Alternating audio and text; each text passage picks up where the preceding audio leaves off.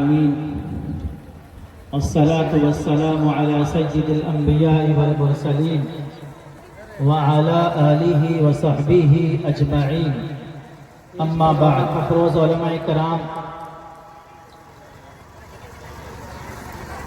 سامعین باتمکین،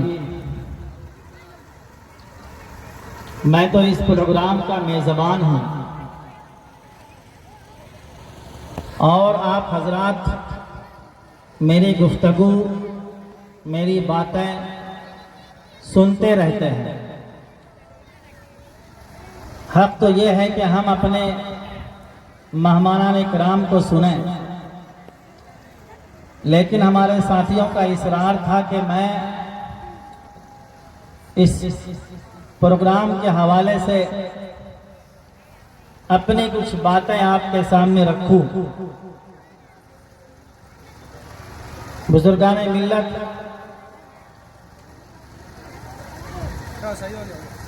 قرآن کریم کے اندر اللہ تعالی نے بار بار اس بات کو دہرایا ہے اور کہ تمہیں آزمایا جائے گا،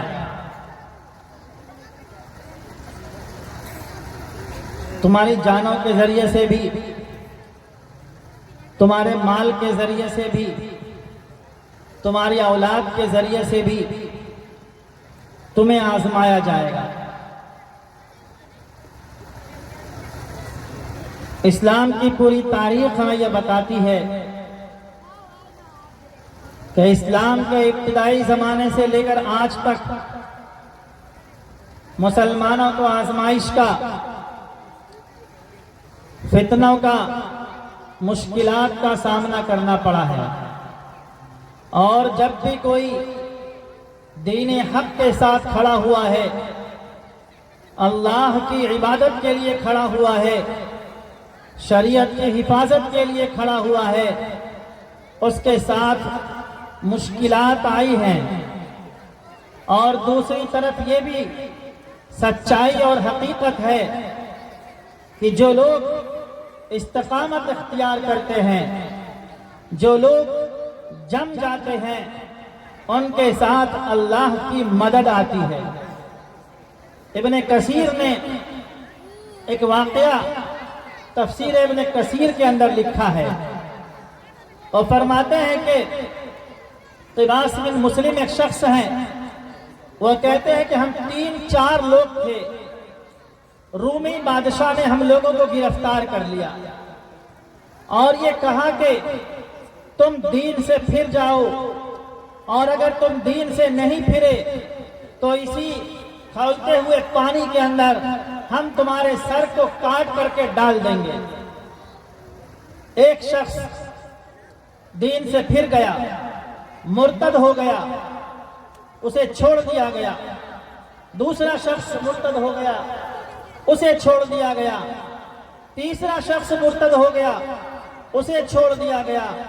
چوتھا شخص استقامت کے ساتھ اپنے دین پر قائم رہا، اس کی گردن کاٹ دی گئی اور گردن کاٹ کر کے پانی میں اس کو ڈال دیا گیا۔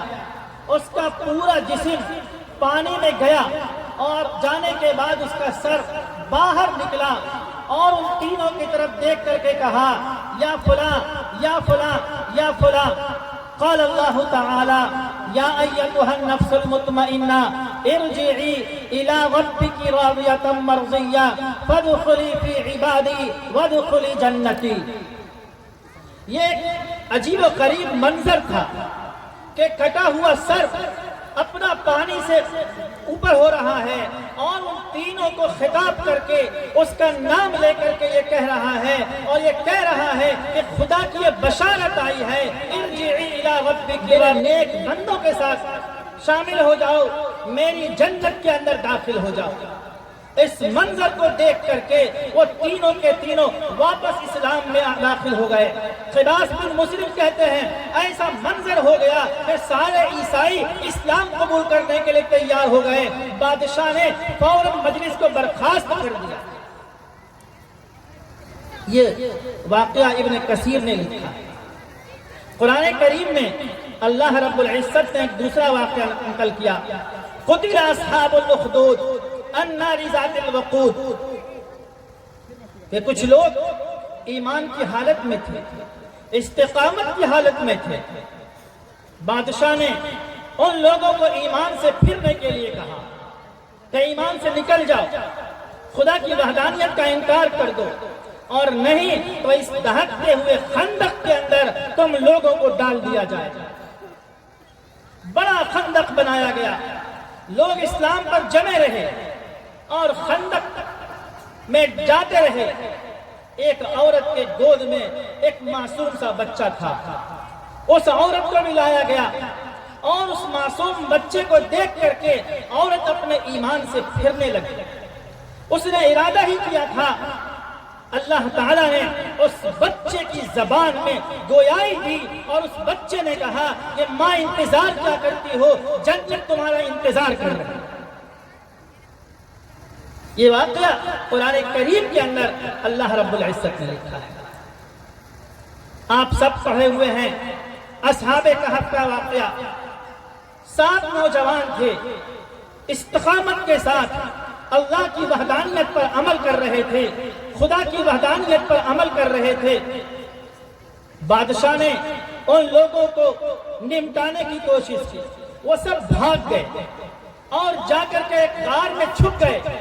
اللہ تعالیٰ سے دعا کی کہ اے اللہ ہمارے ایمان کی حفاظت فرما، اے اللہ ہمارے اسلام کی حفاظت فرما، اے اللہ ہمارے دین کی حفاظت فرما۔ غار کو اللہ تعالیٰ نے ایسا بنا دیا تھا، 300 سال تک وہ لوگ غار کے اندر رہے۔ ہوائیں آ رہی ہیں، دھوپ کی روشنی آ رہی ہے، نہ جسم سڑ رہا ہے نہ جسم گل رہا ہے۔ 300 سال تک کوئی جھانک کے دیکھتا ہے تو ڈر جاتا ہے، کبھی ان کی کروٹیں بدلتی ہیں، کبھی کسی کروٹ پر دکھائی دیتے ہیں، کبھی کسی کروٹ پر دکھائی دیتے ہیں۔ 300 سال تک سوئے رہے، 300 سال کے بعد بیدار ہوئے تو کہہ رہے ہیں کم ہم کتنے دن سوئے؟ کوئی کہہ رہا ہے 1 دن سوئے، کوئی کہہ رہا ہے 1 دن سے کم سوئے۔ میرے بھائیوں اور دوستو، اصحاب کہف کا یہ واقعہ قرآن کریم نے ہمیں واقعہ کے طور پر نہیں بیان کیا ہے۔ اصحاب کہف کا یہ واقعہ قرآن کریم نے ہمیں سمجھنے کے لیے دیا ہے، سیکھنے کے لیے دیا ہے کہ ہم اپنے ایمان کی حفاظت کی تیاری کریں گے، ہم دشمنوں سے بھاگیں گے، اپنے لیے محفوظ مقام تلاش کریں گے۔ تعلیمی ملی بورڈ نے جو مکتب قائم کیا ہے، یہ بچوں کے ایمان کی حفاظت کے لیے وہ غار ہے، وہ کہف ہے۔ جس طرح اصحاب کہف اپنے غار کے اندر چلے گئے تھے اپنے ایمان کی حفاظت کے لیے، اگر میرے بھائیوں اور دوستو آپ یہ چاہتے ہو کہ میرے بچوں کا ایمان باقی رہے تو آپ کو مکتب کے اس غار کے اندر آنا پڑے۔ یہ مکتب آپ کے بچوں کا وہ غار ہے جو آپ کے بچوں کے ایمان کی حفاظت کرے۔ اور اگر آپ نے اس مکتب کے اندر اپنے بچوں کو داخل نہیں کیا تو یہ مان لیجئے اس بات کی ذمہ دار آپ ہوں گے کہ آپ نے اپنے بچوں کے ایمان کو ضائع ہونے کے لیے، اپنے بچوں کے ایمان کے برباد ہونے کے لیے آپ نے خود ذمہ داری لی۔ میں ذمہ داری کے ساتھ کہتا ہوں، جتنے بھی واقعات ہمارے علاقوں کے اندر لڑکیوں کے بھاگنے کے ہوئے ہیں، اس میں لڑکیاں ذمہ دار نہیں ہیں، اس کے ماں باپ ذمہ دار ہیں، اس کے بھائی ذمہ دار ہیں، یہ سماج ذمہ دار ہے، یہ سوسائٹی ذمہ دار ہے۔ لڑکیاں ذمہ دار نہیں ہیں، اس لیے کہ اس نے جو کچھ بھی کیا ہے فطرت کے مطابق کیا ہے، اسے وہی تعلیم دی گئی تھی، اسے وہی طریقہ سمجھایا گیا تھا۔ اس کے 15 سال کی تعلیم کے زمانے میں اس نے وہی سیکھا تھا، اسی کے ساتھ اس کی دوستی تھی، اسی کے ساتھ اس کے محبت تھے، تو ظاہر سی بات ہے بھاگنا اگر ہے تو وہ اسی کے ساتھ بھاگے گی۔ جس کو وہ جانتی نہیں ہے، جس کو وہ پہچانتی نہیں ہے، اس کے ساتھ وہ نہیں بھاگے گی۔ میرے بھائیوں اور دوستو،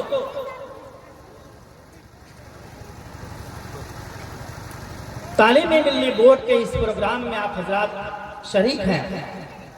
تعلیمی ملی بورڈ نے یہ کوشش کی ہے کہ ہم اپنے بچوں کے ایمان کی حفاظت کریں۔ آج ہمارا ملک جس تیزی کے ساتھ بدل رہا ہے، آج ایجوکیشن کی جو ضرورت ہے، عصری تعلیم کے اندر جس قدر آگے آنے کی ضرورت ہے، ہمارے مسلمان بچوں کے پاس ٹیلنٹ کی کمی نہیں ہے، ہمارے مسلمان بچوں کے پاس ذہن کی صلاحیت کی کمی نہیں ہے، کمی اس بات کی ہے کہ ان کے گارجن، ان کے ذمہ دار اس کے بات کے لیے متفکر نہیں ہے۔ وہ اپنے پیٹ کے لیے اپنے بچوں کے مستقبل کو جھونک دیتے ہیں۔ وہ بے غیرت باپ ہوتے ہیں، وہ بے شرم باپ ہوتے ہیں۔ یہ وہ باپ ہیں جن کے اندر بچوں کو کی پرورش کی صلاحیت نہیں ہے۔ جو باپ اپنے پیٹ کے لیے اپنے بچوں کو کمائی کے لیے لگا دیتے ہیں۔ آپ کی کمر اس لیے نہیں ہے کہ آپ کا بچہ آپ کی کمر کو سیدھی کرے گا، آپ کی کمر اس لیے ہے کہ اس کمر پر چڑھ کر کے آپ کا بچہ اپنا مستقبل سنوارے گا۔ آپ ایک وقت کا کھانا کھائیں گے لیکن اپنے بچوں کو اعلیٰ سے اعلیٰ تعلیم دیں گے۔ ہمارا میسج یہ ہے، ہمارا پیغام یہ ہے۔ ہم لوگوں نے ملی ٹھٹی کے نام سے ایک لائبریری بنائی ہے۔ اس لائبریری کا بنیادی مقصد یہ ہے کہ سماج کے بچے اعلیٰ سے اعلیٰ تعلیم حاصل کریں، اور اس کا کوئی مقصد نہیں ہے۔ تعلیم کے میدان میں ایک بیداری آئے، تعلیم کے میدان میں ہمارا شعور بیدار ہو۔ گھر میں آپ کے پاس پڑھنے کے لیے جگہ نہیں ہے، اعلیٰ تعلیم اتنی آسانی کے ساتھ آپ حاصل نہیں کر سکتے ہیں۔ اس کے لیے آپ کو 16 گھنٹے اور 18 گھنٹے کی محنت کرنی ہوتی ہے۔ اس محنت کے لیے یہ لائبریری بنائی گئی ہے تاکہ آپ سکون کے ساتھ 16 گھنٹے اور 18 گھنٹے تعلیم حاصل کر سکیں۔ میں اپنے نوجوان بھائیوں سے کہوں گا کہ یہ مستقبل آپ کا انتظار کر رہا ہے۔ ملک کو، سماج کو، قوم کو آپ کی ضرورت ہے، آپ کی خدمت کی ضرورت ہے۔ آپ اپنے سماج کے مستقبل کو بہتر کرنے کے لیے، اپنے مستقبل کو بہتر کرنے کے لیے، اپنے خاندان کے مستقبل کو بہتر کرنے کے لیے تعلیم حاصل کریں۔ اللہ تعالی ہمیں